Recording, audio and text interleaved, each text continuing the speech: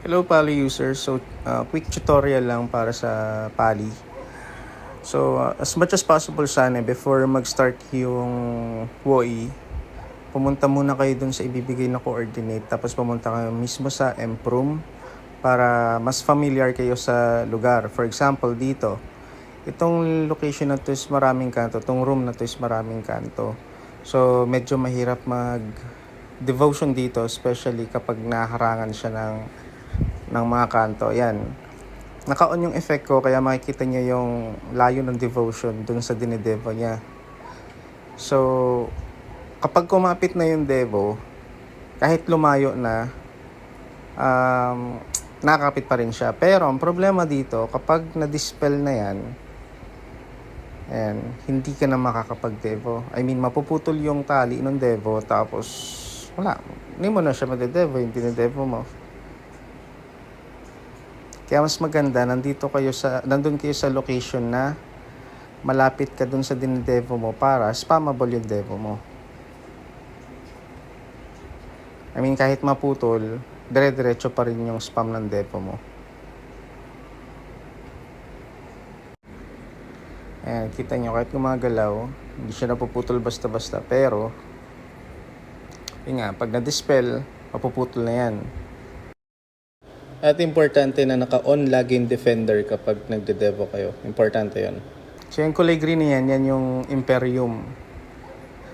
Kapag nagde-devo kayo, especially sa mga malilikot na character, kagaya ng champion, ng breaker, yan yung dapat na mag-a-advance kayo. Hindi porke nakapwesto kayo, nakaupo kayo, devo kayo ng devo, nade-devo nyo na kaagad yung dinedevo nyo. Kaya mas maganda talagang familiar. So yan, pinapakita ko yung mga importanteng pots na kailangan ng isang pali. Yung magnum break, pantanggal yan ng trap. Kapag na-trap kayo, magnum break lang. Tapos dito sa character na to, meron siyang status recovery ring. Halimbawa, na-freeze yung nyo, kampi nyo. Ayan, papalitan nyo lang yon dun sa hotkey. Tapos, spam nyo lang yung status recovery. Tapos, ibalik nyo na lang ESG kapag okay na. Ayan, kita nyo.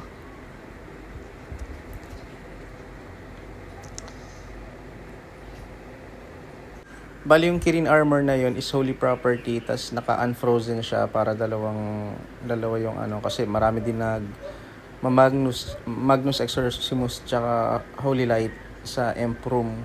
Kaya kailangan talaga ng holy property. Yung isa naman is yung Tidong, yan naman yung HPC. So, mas magandang ibabad niyo yung Kirin para hindi kayo ma-freeze kapag nagpa-frost choke o kaya storm gas yung kalaban. Grimtooth, yan lang naman eh. Tapos tong shield, kailangan yung cranial lang babad. Pero meron din tong GTB. So kapag na-stripan kayo, medyo mahirap yon. Kaya importante na lagi yung titignan yung equipment nyo. So sa HPC, sa full chemical protection, kailangan niya ng glistening coat. So 1:1. Kapag meron kang isang glistening coat, para gumana yung full chemical protection, kailangan may isang glistening coat. So dito sa 4R, papakita ko sa inyo yung macro kapag na-stripan kayo. Na kapag kinlik nyo lang yung full chemical protection, automatic na masusuot yung shield, armor, tsaka yung weapon nyo. So dito nilagay ko lang yung R, tapos sunod yung W, tapos yung Q, kung di nagkakamali. Medyo malit yung screen ng cellphone. Sa cellphone lang ako nag-edit. Q tsaka V. So R, W, Q, V. So kapag pinindot ko si R, automatic na pipindutin niya si W, si Q, tsaka si V. Ayan, halimbawa, na-stripan ako. So pag naka-on yung 4R, tapos kinlik ko yung R, automatic na isusuot niya yung mga na-strip sa'yo. Okay? Yung purpose nun. Yan, papakita ko isang best pa. Yan. Yun ang purpose ng nung 4R na auto-equip kapag na-stripan ka. So, next. Ipakita ko naman sa inyo yung paggamit ng defender. So, Kapag naka-on yung defender nyo at naka-activate yung 4R nyo, yan. Automatic siyang maggagana kapag na-dispel kayo or lalakad kayo or tatanggalin nyo yung dispel. So, maraming ways para to. Number 1 is tanggalin nyo dun sa hotkey ng skill yung defender para malaya yung on and off. Kaya lang problema dyan, syempre mahirap, especially kapag lagi ka nadidispel. Pwede mo rin namang i-turn off yung mismong 4R habang naka-on yung defender dun sa auto buff. So, mas preferred ko yung ganun. Ayan, dito makita nyo, kapag nakapwesto kayo na maganda sa sa emp room, kapag familiar kayo, makapwesto kayo na maganda, at once nakapwesto kayo maganda, mas madedevo nyo na maayos yung dinedevo nyo.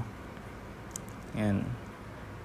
Kita nyo, daming kanto, pero kailangan nyo lang maging familiar para mas maganda yung pagdedevo nyo. So ito, gagawa naman ako ng panibagong macro. Ang gagawin ko naman, once na nagdevo siya, magtatalisman siya para mas spammable yung pagdedevo nyo.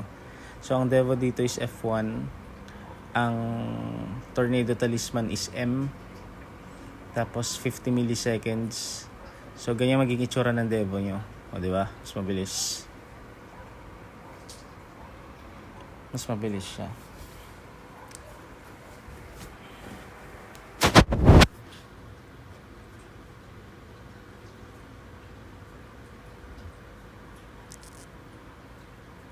Ayan, kita nyo na kapag may kanto, tapos ito try nyo mag-devo ng may kanto, hindi na kayo makapag-devo. Ayan hindi siya nakapag-devo, diba? Hindi makapag-devo. Yun yung reason kung bakit mas magandang mas malapit kayo sa dinedevo nyo or walang harang yung dinedevo nyo para wala kayong maging problema sa pag-spam ng devo. So, pwede nyo ring lagyan ng cold medicine yung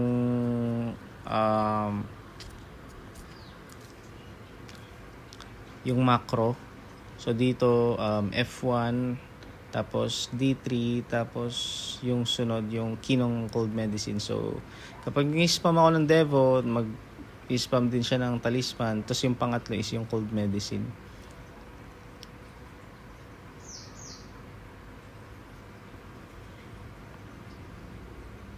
Tinry ko siya ng separate pero same lang din naman. So mas maganda sa isang macro nyo na lang siya ilagay. Una yung devo, pangalawa yung talisman, yung tornado talisman, tapos pangatlo yung cold medicine. Tapos kahit maglagay kayo ng 50 ms or mas mababa pa para i-spam niya. Ayan, kita yung nababawasan yung cold medicine habang nagde-devo siya.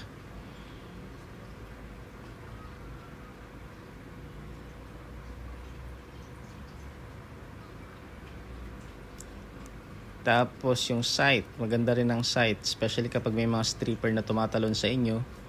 Mas madali siyang makikita kung I'm not sure kung makikita siya sa sight yung chase walk or hiding, pero maganda na rin na may ganito ka para matulungan mo yung mga hitter nyo na i-hit yung mga naka-hide na enemies or yung mga dadaan, especially mga wizard ka na yan.